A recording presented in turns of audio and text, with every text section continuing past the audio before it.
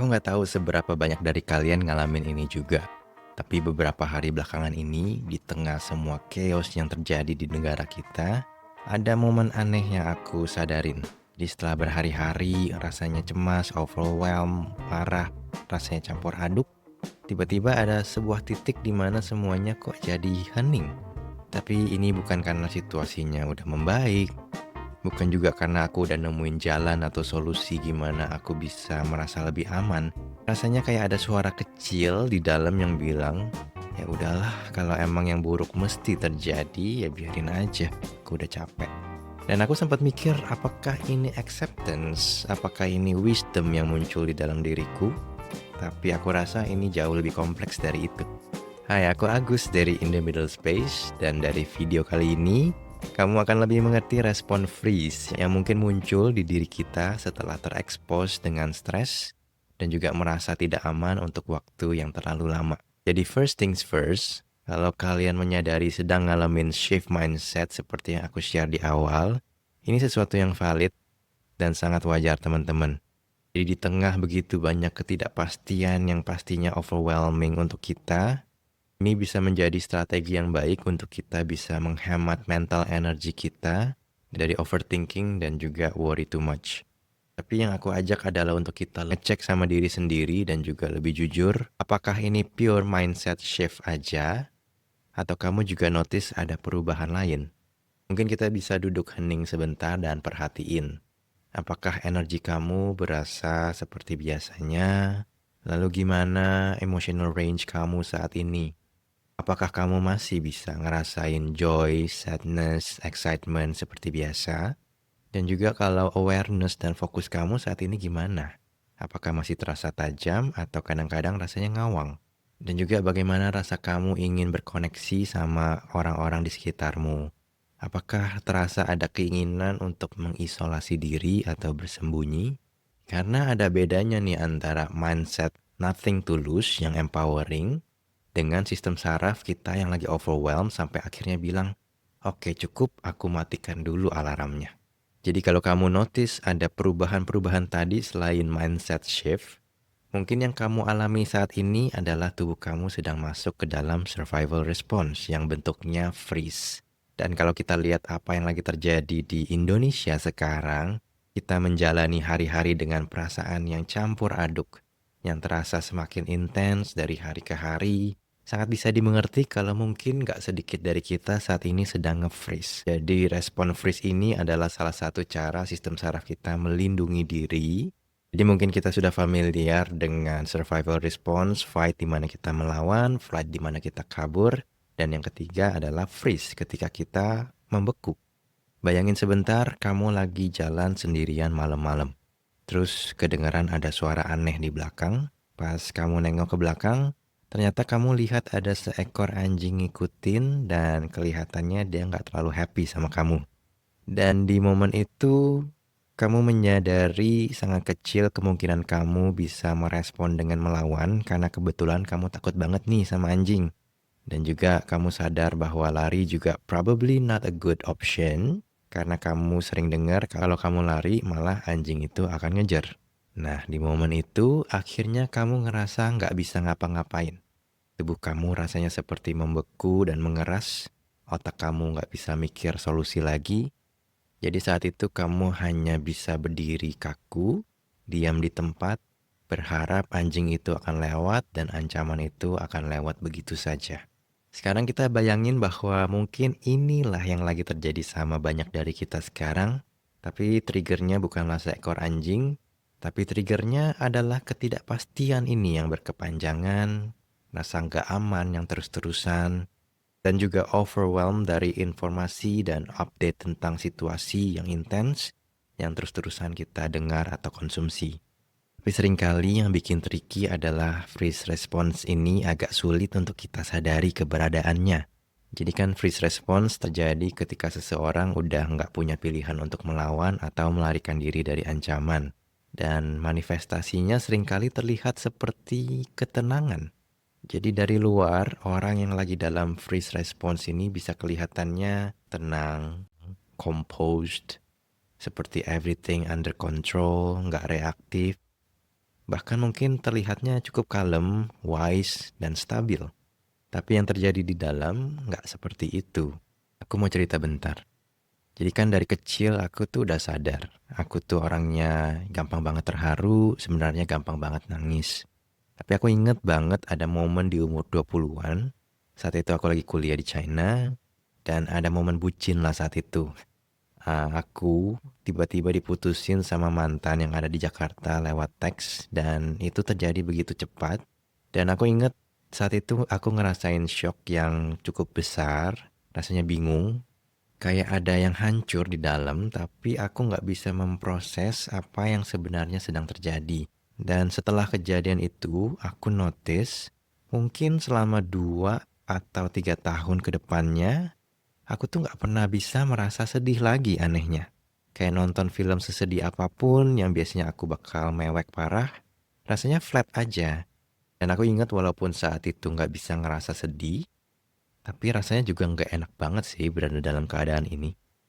Rasanya seperti ada sesuatu besar yang ngeganjel di dalam, tapi rasanya nggak ada yang bisa aku lakukan untuk mengeluarkannya atau merilis ganjelan itu. Dan sampai suatu hari aku inget aku nonton satu film, judulnya One Day kalau nggak salah. Dan sebenarnya pas nonton aku rasanya biasa aja, nggak merasa itu film bagus-bagus banget sebenarnya. Tapi ketika film itu berakhir, dan rolling credits mulai berjalan dengan alunan soundtracknya. Entah kenapa di situ aku bisa ngerasain sebuah feeling kecil muncul dan aku biarkan diri aku terhubung dengan rasa kecil itu dan pada akhirnya aku bisa membiarkan diri aku nangis bermenit-menit dan itu rasanya lega banget.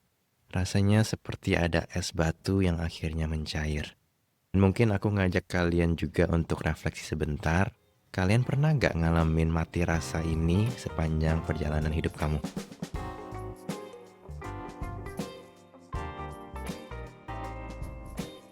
Nah, pertama, penting banget buat kita pahami bahwa respon freeze ini sama sekali bukan tanda kalau kita lemah.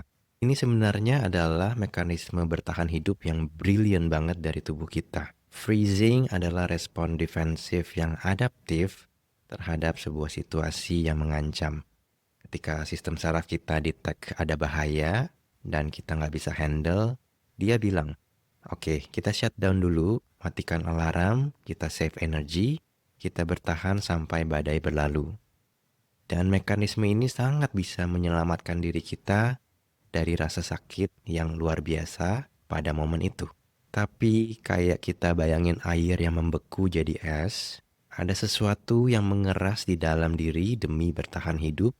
Tapi jika kondisinya udah lebih aman, anggap musim sudah berubah dari winter ke spring atau summer, tapi esnya nggak cair-cair. Disitulah masalah mulai muncul. Jadi hal-hal yang seharusnya bisa mengalir lancar di tubuh kita, energi, emosi, semuanya jadi ikutan stuck dan nggak bisa bergerak. Dan ini teman-teman adalah yang terjadi dalam freeze response. Sebuah solusi sementara yang bagus banget, tapi kalau dibiarkan terus-terusan terlalu lama bisa jadi masalah baru. Dan sambil aku ngebayangin freeze response, sebenarnya freeze response ini nggak cuma terjadi secara individual di diri kita mungkin. Kalau kita bayangin negara kita Indonesia punya sejarah panjang dengan kolektif trauma yang besar-besar mungkin dari tragedi 65, kerusuhan 98, dan yang masih terasa segar mungkin COVID beberapa tahun lalu. Dan ditambah lagi sekarang dengan situasi yang lagi kita hadapi, otomatis banyak dari kita di dalam negara ini yang masuk barengan ke dalam freeze yang kolektif. Mungkin saat ini kita menjadi society yang merasa helpless dan hopeless pada bangsa sendiri, merasa cynical terhadap perubahan, kita cenderung disconnect dari emosi kita sendiri, dan mungkin selama ini kita terima-terima aja apa yang gak pantas untuk kita. Dan coba kita mungkin perhatikan berapa banyak dari kita, entah kita sendiri atau orang yang kita kenal, yang sekarang sudah seperti give up aja gitu, udah nyerah sama negara dan gak peduli lagi sama pemerintahan atau negara kita sendiri. Rasanya berita tentang korupsi udah terlalu biasa, Skandal dan kebijakan yang nggak masuk akal udah nggak terlalu bikin kita kaget lagi, bahkan nggak terlalu menimbulkan rasa apa-apa lagi di dalam. Tapi ini bukan berarti kita benar-benar masuk ke dalam apatis, tapi bisa jadi bahwa ini juga adalah bentuk protective numbness secara kolektif. Cara sistem kita bersama melindungi diri dari rasa takut, marah, dan kecewa yang terlalu besar untuk kita rasakan terus-menerus. Dan dari pengalaman aku mendampingi klien, respon freeze ini adalah salah satu yang paling challenging untuk kita proses. Karena pertama, orang yang freeze seringkali nggak sadar kalau mereka butuh bantuan. Seperti tadi kita sempat bahas bahwa mereka mungkin sekilas terlihat dan nampak sangat fine dari luar. Lalu kedua, bahwa freeze response ini biasanya ada layersnya. Jadi di bawah numbness ini ada fight response yang tertahan, ada flight response yang terhambat, ada sadness yang tersuppress, ada anger yang nggak pernah terekspresikan. Dan yang ketiga, dan ini yang cukup tricky, adalah jadi untuk keluar dari freeze kita perlu menciptakan sebuah aliran atau aktivasi di dalam tubuh. Tapi kita butuh just the right amount of activation. Jadi porsi yang pas banget untuk cukup mencairkan es, tapi nggak sampai bikin itu overflowing. Jadi kalau terlalu sedikit, mungkin nggak ada yang berubah, tetap stay di frozen state. Tapi kalau aktivasinya terlalu banyak, orang ini bisa langsung overwhelm lagi dan malah masuk ke freeze yang lebih dalam lagi. Dan ini yang sering disebut dengan titration di proses trauma healing. Kita bisa bayangin seorang ilmuwan lagi di dalam laboratorium kimia. Saat mau menggabungkan dua cairan, dia nggak akan langsung menuang banyak sekaligus. Dia akan mulai dengan satu tetes kecil dulu, lalu melihat reaksinya. Dan kalau masih aman dan terkendali, baru ditambah setetes lagi. Dan proses keluar dari freeze juga agak mirip seperti itu. Kita nggak langsung memaksanya bangun tiba-tiba, tapi kita mencoba mendekatinya pelan-pelan, selangkah demi selangkah, supaya tubuh bisa keluar dari frozen state dalam keadaan yang tetap merasa aman dan tidak overwhelmed. Dan mungkin aku bisa share beberapa langkah gentle yang bisa kamu coba lakukan sendiri ketika kamu menyadari dirimu sedang masuk ke dalam freeze. Pertama, untuk acknowledge tanpa judgment, menyadari bahwa oke, aku lagi nge-freeze nih, it's okay. Tubuh aku lagi memprotek aku dengan caranya sendiri. Lalu gentle activation, melakukan beberapa breathing exercises, mungkin juga gentle movement dengan jalan pelan, yoga yang lebih restoratif atau stretching lembut, dan juga melakukan grounding through senses. Coba pegang tekstur yang berbeda, dengar musik yang familiar, dan kita bisa coba untuk mencari safe reconnection, mulai dari coba terhubung lagi dengan tubuh sendiri, lalu coba reach out ke orang-orang terdekat yang rasanya safe untuk kamu. Jika itu berhasil, mungkin bisa pelan-pelan expand, mulai ikut komunitas, atau mencari koneksi dengan social circle yang lebih luas. Dan juga untuk trust the process dan nggak terburu-buru, karena untuk keluar dari freeze ini butuh banget waktu, dan juga progresnya mungkin nggak selalu linear. Kadang-kadang kamu akan lebih merasa alive, kadang-kadang kembali frozen lagi, dan itu sangat normal.